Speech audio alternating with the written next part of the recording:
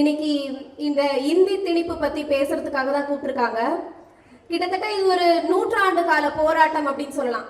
1925ல தொடங்கி இன்னைக்கு 2025ல வந்து நிற்குது. இன்னைக்கு வரைக்கும் இந்தியை எப்படியாச்சும் திணிச்சு தமிழ் மொழிய அழிச்சிடணும் அப்படிங்கிறது தான் மத்திய அரசுடைய எண்ணமா இருக்குது. ஆனா என்னைக்கெல்லாம் இந்திய திணிக்கணும் அப்படின்னு அவர்கள் ஒவ்வொரு செயலா உள்ள நுழையும் போது அந்த இடத்துலலாம் தந்தை பெரியார், பேரறிஞர் அண்ணா, முத்தமிழறிஞர் கலைஞர் அவர்களுடைய பிள்ளைகள் முளைத்து அதை வந்து தவிடுபொடி ஆக்கிடுறாங்க. இன்னைக்கு வந்து தளபதி அவர்களும் எங்களுடைய இளம் தலைவர் அண்ணன் உதயநிதி அவர்களும் அதை தொடர்ந்து செயலாற்றி கொண்டுட்டு இருக்காங்க. அதுதான் பார்த்துட்டு இருக்கோம் நம்மளும் தொடர்ந்து. மொழி அழிந்த வரலாறு பத்தி நிறைய தெரிஞ்சுக்கணும்னு ஆர்வமா இருக்கும்போது டைம்ஸ் ஆஃப் இந்தியா படிச்சுட்டு இருந்த ஒரு நேரத்துல கடந்த மார்ச் 21 இருக்கும்னு நினைக்கிறேன், டைம்ஸ் ஆஃப் இந்தியால வழக்கறிஞர் அண்ணன் வில்சன் அவர்கள் ஒரு கட்டுரை ஒன்று எழுதியிருந்தாரு. மிக அருமையான ஒரு கடிதம். மொழி அழிந்த வரலாறு அப்படின்றதுக்கு ஒரு சிறப்பு கட்டுரை அது அப்படின்னு சொல்லலாம்.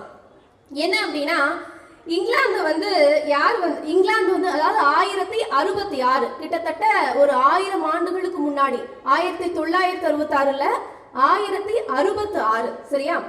ஸோ ஒரு 1000 ஆண்டுகளுக்கு முன்னாடி என்ன ஆகுதுன்னு பார்த்தீங்கன்னா, இங்கிலாந்தை வந்து ஒரு மன்னர் வந்து கைப்பற்றுறாரு. இங்கிலாந்து அப்படின்னா நம்மளுக்கு என்ன மொழி ஞாபகம் வரும்? ஆப்வியஸ்லி அவங்க இங்கிலீஷ் பேசுவாங்க, ஆங்கிலம் பேசக்கூடிய ஒரு நாடு அப்படிங்கிறது தான் நம்மளுக்கு ஞாபகம் வரும். ஆனா அங்க வந்து உண்மையா ஆங்கிலோ சாக்சன் அப்படிங்கிற மொழி தான் பேசிட்டு இருந்தாங்க. இங்கிலாந்துடைய உண்மையான மொழி ஆங்கிலோ சாக்சன். ஸோ அந்த மன்னர் கைப்பற்றதுக்கு அப்புறம் என்ன பண்றாங்கன்னா, லத்தீன் அப்புறம் ஆங்கிலோ நார்மன் அப்படிங்கிற மொழியை வந்து திணிக்கிறாங்க. இப்படி திணிக்கப்பட்டதுக்கு அப்புறம் அந்த ஆங்கிலோ சாக்சன் கொஞ்சம் கொஞ்சமா அழிஞ்சிட்டு வருது.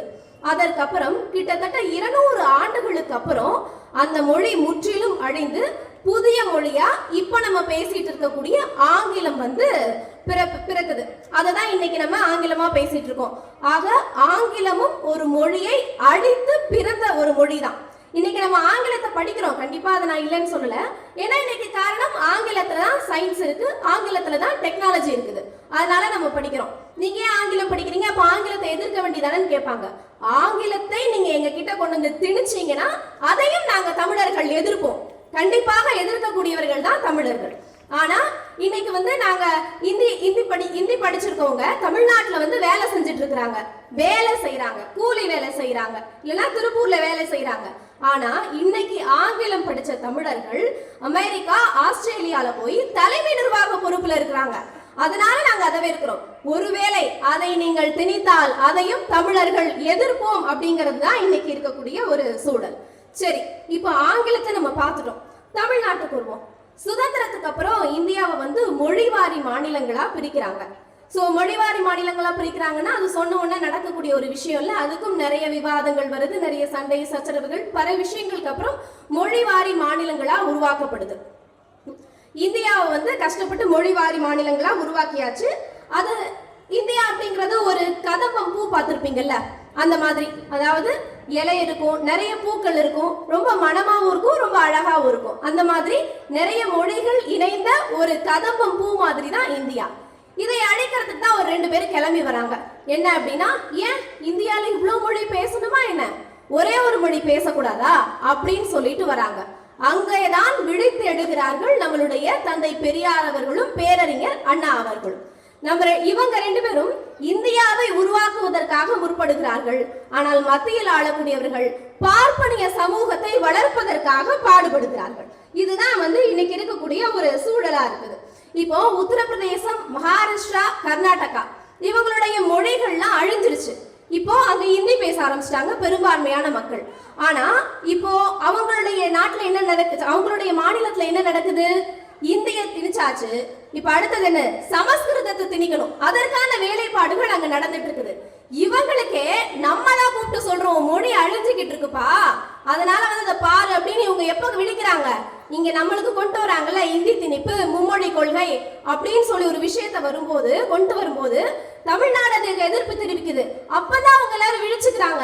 ஆக தமிழ்நாட்டுக்கு மட்டுமல்லாமல் பிற மாநிலங்களுக்கும் பகுத்தறிவை கற்றுக் கொடுக்கக்கூடிய ஒரு மாநிலமாக திகழ்ந்துட்டு இருக்குது.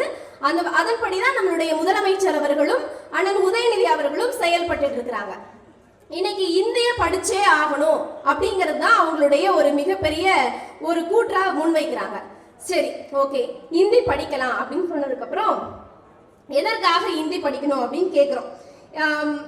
என்ன அப்படின்னா, இந்த ஹிந்தி ஏன் படிக்கணும் அப்படிங்கிறதுக்காக நேஷனல் சேனல்ல ஒரு டிபேட் நடக்குது.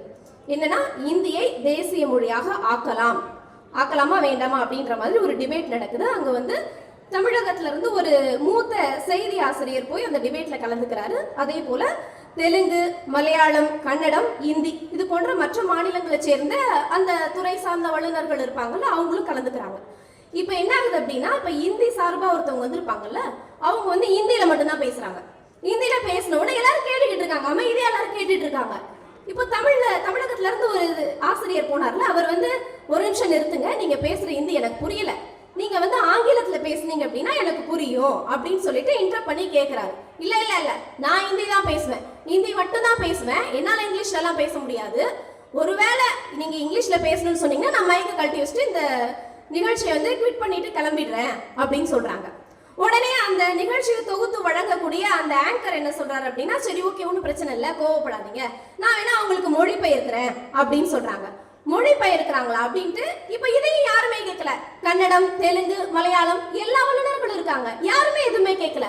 ஆனா நம்ம தமிழ்நாட்டுல இருந்து போனார்ல ஒரு செய்தி ஆசிரியர், அவர் வந்து சரிப்பா, நீ அவங்களுக்கு வந்து மொழிபெயர்த்து கூட, எனக்கு ஒன்றும் பிரச்சனை இல்லை, நானும் தமிழ்ல பேசுறேன், நீ வந்து இதையும் மொழிபெயர்த்து சொல்லுனா, ஐயோ எனக்கு தமிழ் தெரியாது, என்ன பண்றது அப்படின்றாரு. அப்போ இங்க வந்து ஒரு தமிழர் கேள்வி கேட்ட உடனே ஒரு மலையாளத்தை சேர்ந்தவங்களும் தெலுங்கு, கன்னடம் எல்லாரும் அப்ப நாங்களும் எங்களோட தாய்மொழியை தான் பேசுவோம் அப்படின்னு சொல்றாங்க. அப்போ அந்த இடத்துலயும் ஒரு இந்தி திணிக்கப்படுது.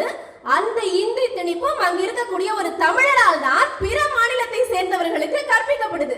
ஆக ஒரு பகுத்தறிவு நிறைந்த சமூகமா தான் நம்ம இருக்கிறோம். அதை நம்மளுடைய தந்தை பெரியார், பேரறிஞர் அண்ணா, முத்தமிழறிஞர் கலைஞர் அவர்கள் நமக்கு வந்து பாடமாக கற்பித்து கொண்டு விட்டு சென்றிருக்கிறார்கள். அவர்களுடைய வழிநடத்தலின் பேர் இன்னைக்கு தளபதி அவர்களும் அண்ணன் உதயநிதி அவர்களும் நம்மளை வந்து வழி நடத்திட்டு இருக்கிறாங்க. இப்படியாக இந்தியை திணிக்க பல்வேறு விஷயங்கள் நடக்குது. ஆக இன்னைக்கு வந்து தமிழர் அப்படின்னா வெளிநாட்டுல யாருங்க சொல்லுவாங்க? தமிழர்னா யாரு? தமிழர் யாரு அப்படின்னு கேட்டா, மலேசியாவை பொறுத்தளவுல மன்னிச்சுக்கோங்க, இன்னைக்கு உலக அளவுல இந்தியர் அப்படின்னா யார் அப்படி சொல்லுவாங்க? யார சொல்லுவாங்க அப்படின்னா, மலேசியாவை பொறுத்தளவுல தமிழர் தான் இந்தியர். அதே போல சிங்கப்பூரை பொறுத்தளவுல தமிழர்னா தான் இந்தியர்.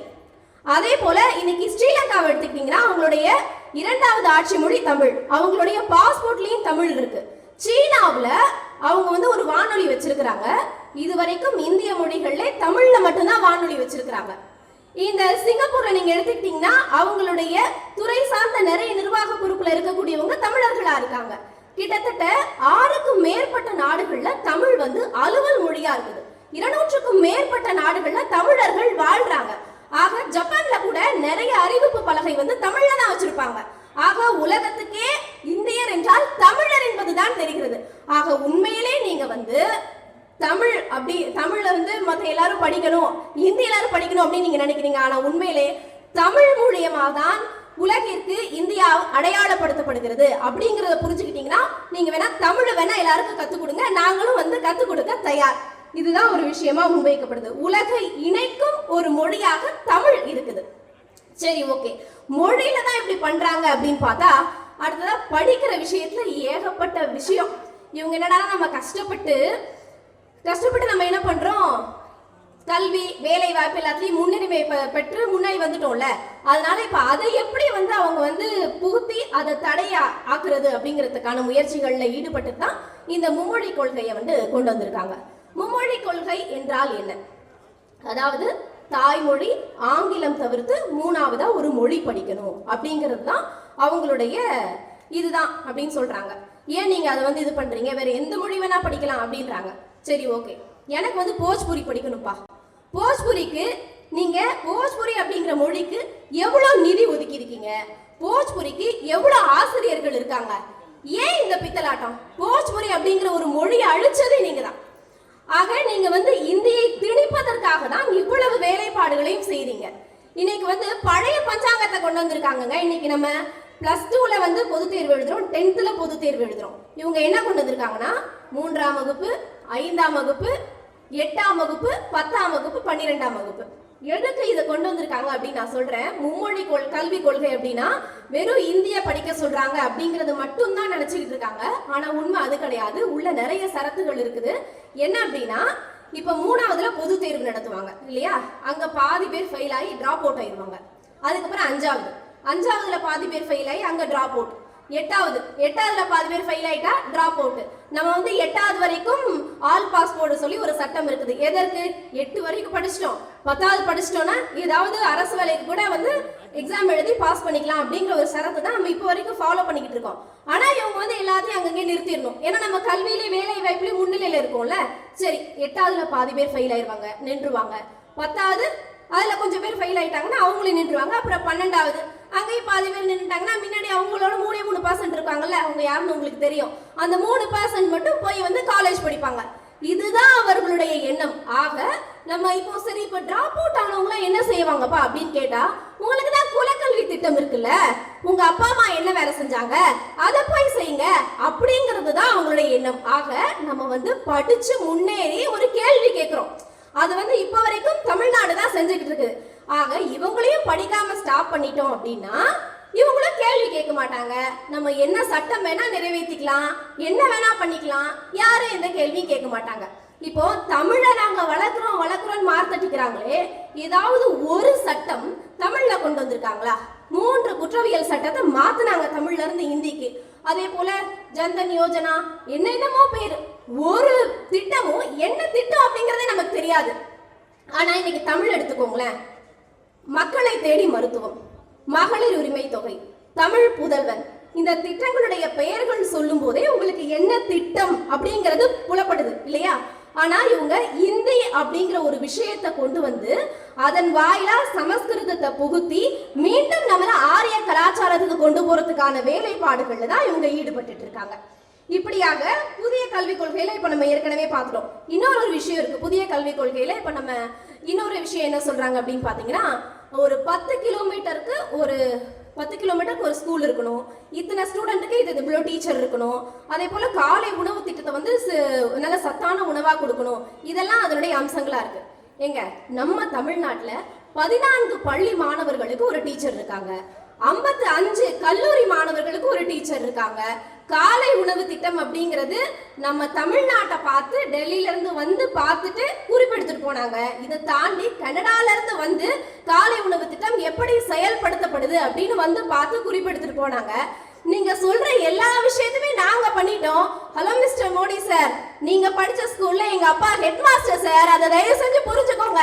அது தெரியாம இப்ப வந்து மும்மொழி கொள்கை கல்வி கொள்கை அப்படின்னு சொல்லிட்டு இந்த ஆரியத்தை புகுத்துற வேலைப்பாடுலாம் பெரியார் மண்ல, அண்ணா பிறந்த மண்ல, முத்தமிழறிஞர் கலைஞர் மண்ல, அவர்களின் பால் வழி நடத்தி கொண்டிருக்கக்கூடிய எங்களுடைய தளபதி பிறந்த மண்ல வேலைக்கே ஆகாத விஷயம். நீங்க தலையை சுத்தி மூக்க சொட்டாலும் எதுவுமே நடக்காது. என்ன பண்ணாலும் அதற்கான தீர்வு உடனடியாக கொடுக்கப்படும். சரி, இதுலதான் அப்படின்னா இப்போ என்ன பண்ணாலும் கேள்வி கேட்கிறாங்க, அப்போ எம்பியை குறைச்சிட வேண்டிதான் அப்படின்னு சொல்லிட்டு தான் அந்த தொகுதி மறுவரையறை அப்படிங்கிற ஒரு திட்டத்தை இப்போ கொண்டு வந்திருக்காங்க.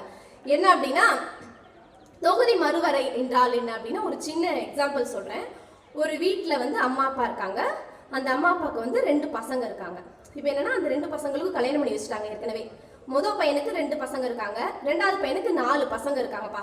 நல்லா செட்டில்டான ஒரு ஃபேமிலி அப்படின்னு வச்சுக்கோங்களேன். இப்போ அப்பா அம்மா என்ன நினைக்கிறாங்க, பசங்களுக்கு சொத்து பிரிச்சு கொடுத்துட்டு நம்ம நிம்மதியா இருப்போம் அப்படின்னு நினைக்கிறாங்க. இப்போ 2 பிள்ளைங்களையும் கூப்பிட்டு, ஏப்பா உனக்கு 2 பிள்ளை தான் இருக்கு, அதனால நீ ஒரு 30% சொத்து வச்சுக்கோ, பாவம் அவனுக்கு 4 பிள்ளை இருக்கு, அவனுக்கு ஒரு 70% சொத்து கொடுத்துடலான்னா யாராவது கேட்பாங்களா? இதுதான் இன்னைக்கு இங்க நடந்துட்டு இருக்குது. அதாவது டீலிமிட்டேஷன் அப்படின்னா மக்கள் தொகை கணக்கின் அடிப்படையில ஒரு தொகுதிக்கு ஒரு எம்பி அப்படின்றத வகுக்குறாங்க.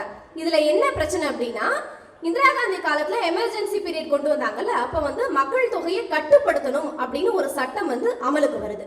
அதை வந்து தமிழ்நாடு, கேரளா போன்ற தென் மாநிலங்கள்லாம் என்ன பண்றாங்க, முறையா கடைபிடிக்கிறாங்க. அதை கடைபிடிச்சதன் விளைவு இன்னைக்கு நம்ம கல்வி வேலை வாய்ப்புல எல்லாம் முன்னிலையில இருக்கோம். ஓகே தான், இப்ப யாரும் அந்த விஷயத்த சொல்ல. இப்ப என்னன்னா வட மாநிலத்தை சேர்ந்தவங்க இதை எதையுமே கடைபிடிக்கல. அதனால அவங்களுடைய அந்த மக்கள் தொகை எண்ணிக்கை அப்படிங்கிறது அதிகமாயிருச்சு. இப்ப என்ன அப்படின்னா இவங்க ஏற்கனவே சொன்ன மாதிரி அந்த மக்கள் தொகை எண்ணிக்கை அடிப்படையில அந்த தொகுதியை வந்து பிரிச்சாங்க அப்படின்னா, ஃபார் எக்ஸாம்பிள் எப்படின்னா ஒரு 8 லட்சம் மக்கள்னு வச்சுக்கோங்களேன். 8 லட்சம் மக்களுக்கு ஒரு மக்களவை தொகுதி, அதே போல இன்னொரு பகுதியில் ஒரு 8 லட்சம் மக்களுக்கு ஒரு மக்களவை தொகுதி அப்படின்னு தான் வரும். இப்ப நம்மளுக்கு 39 எம்பிக்கள் இருக்காங்க, 39 மக்களவை தொகுதி இருக்குது. இப்ப என்ன சொல்றாங்கன்னா நாங்க வந்து கணக்கெடுத்தாலும் உங்களுக்கு எம்பிக்கள் குறையாது அப்படின்றாங்க. எங்களுக்கு எம்பிக்கள் குறையாது சரி, ஏற்கனவே உத்தரப்பிரதேசம் தான் 80 மக்களவை தொகுதி வச்சிருக்காங்க, அவங்க தான் டாப்ல இருக்காங்க. அதுக்கடுத்து பீகார், அதுக்கப்புறம் மகாராஷ்டிரா. இவங்களுக்கு ஏற்கனவே எம்பிக்கள் அதிகம். இன்னும் கொஞ்சம் கூட்டினீங்கன்னா இதனுடைய வெளிப்பாடு என்ன அப்படின்னா, இன்னும் கொஞ்சம் கூட்டிட்டோம் அப்படின்னா நாடாளுமன்றத்தில் ஏதாவது ஒரு சட்டம் கொண்டு வந்தாங்கன்னு வச்சுக்கோங்க, நம்மளாம் எதிர்த்து பேசினா என்ன பேசலன்னா என்ன. நேத்து முந்தினத்துல நாடாளுமன்றத்தை பார்த்துருப்பீங்க, வக்பு சட்ட திருத்தத்துக்கு நமக்கு வார்னு கத்திக்கிட்டு இருக்கோம். அவங்க பாட்டுக்கு நள்ளிரவு 2 மணிக்கு சட்டத்தை வந்து அமலுக்கு வருது அப்படின்னு சொல்லிட்டு முடிச்சுட்டு போயிட்டாங்க. அதுதான் இனி வரக்கூடிய காலங்கள்ல நடக்கும். எக்ஸாம்பிள் மணிப்பூர் தொகுதி மணிப்பூர் எடுத்துக்கோங்க. மணிப்பூர் மாநிலம் இன்னைக்கு வரைக்கும் பத்திக்கிட்டு எரியுது. ஏகப்பட்ட விஷயங்கள் நடந்துருச்சு. ட்ரம்ப் பொறுப்பேற்றப்போ அமெரிக்காவுக்கு போன டைம் இருந்த நம்ம மோடி அவர்களுக்கு பக்கத்துல இருக்கிற மணிப்பூர் போறதுக்கு டைம் இல்ல பொழுது என்ன பண்றது, அதனால இப்ப வரைக்கும் போய் பார்க்கவே இல்லை. ஆனா ஏன் இவங்க இவ்வளவு அமைதி காக்குறாங்கன்னா, மணிப்பூர்ல 2 மக்களவை தொகுதி தான். 2 மக்களவை தொகுதி வச்சுட்டு ஒரு மசோதாவை நிறைவேற்ற முடியாது. அவங்களுக்கு உத்தரப்பிரதேசமும் பீகார் மகாராஷ்டிரா போன்ற மாநிலங்கள் தான் தேவை. இன்னைக்கு பீகார் மகாராஷ்டிரா போன்ற மாநிலங்கள் தான் அவங்களுக்கு தேவைப்படுது. அதனால அதை வச்சு அவங்க சட்டத்தை நிறைவேற்றிருப்பாங்க. அதற்கு தான் நம்மளுடைய மாண்புமிகு தமிழ்நாடு முதலமைச்சர் அவர்கள் முதல் குரல் கொடுக்குறாங்க. முதல் குரல் கொடுத்து 7 மாநில முதலமைச்சர்களுக்கு கடிதம் மூலம் வலியுறுத்தப்பட்டுச்சு. இங்கிருந்து பிரதிநிதிகள் அனுப்பிச்சு அவங்கள வரவழைச்சாங்க. கிண்டியில தான் மிகப்பெரிய ஒரு கூட்டம் நடந்துச்சு. அந்த கூட்டத்தின் முடிவுல தெலங்கானா முதலமைச்சர் ரேவந்த் ரெட்டி அடுத்த கூட்டத்தை ஹைதராபாத்ல நடத்துங்க அப்படின்னு சொல்லியிருக்காரு. ஆக இந்த தொகுதி மறுவரையறை அப்படிங்கிறது விகிதாச்சார அடிப்படையில் நடந்தால் மட்டுமே எந்த மாநிலங்களின் உரிமையும் பறிக்கப்படாது. இவர்கள் சொல்வது போல மக்கள் தொகை கணக்கெடுப்பின்படி ஒருவேளை நடந்துச்சு அப்படின்னா தென் மாநிலங்களின் குரல் வளை நசுக்கப்படும். அவர்களுக்கு தேவையான அனைத்து சட்டங்களையும் பீகார், மகாராஷ்டிரா, உத்தரப்பிரதேசம் போன்ற மாநில எம்பிக்களை வச்சு அமல்படுத்திக்கிட்டு நீங்க என்ன வேணா கத்திக்கோங்க அப்படின்னு சொல்லிட்டு அவங்க இஷ்டத்துக்கு இருந்துருவாங்க. இன்றும் பிற மாநிலங்கள், இன்னைக்கு மகாராஷ்டிரா, அதே போல பஞ்சாப், தெலங்கானா, இவங்கெல்லாம் வந்து அவங்களுடைய மாநில மொழி முக்கியம் அப்படின்னு சொல்லிட்டு ஒரு சட்டத்தை கொண்டு வந்திருக்காங்க. ஏன்? அதற்கு எடுத்துக்காட்டு யாரு? தமிழ்நாடு. இன்னைக்கு நம்மளுடைய மொழிக்காக நம்ம போராடுறோம்.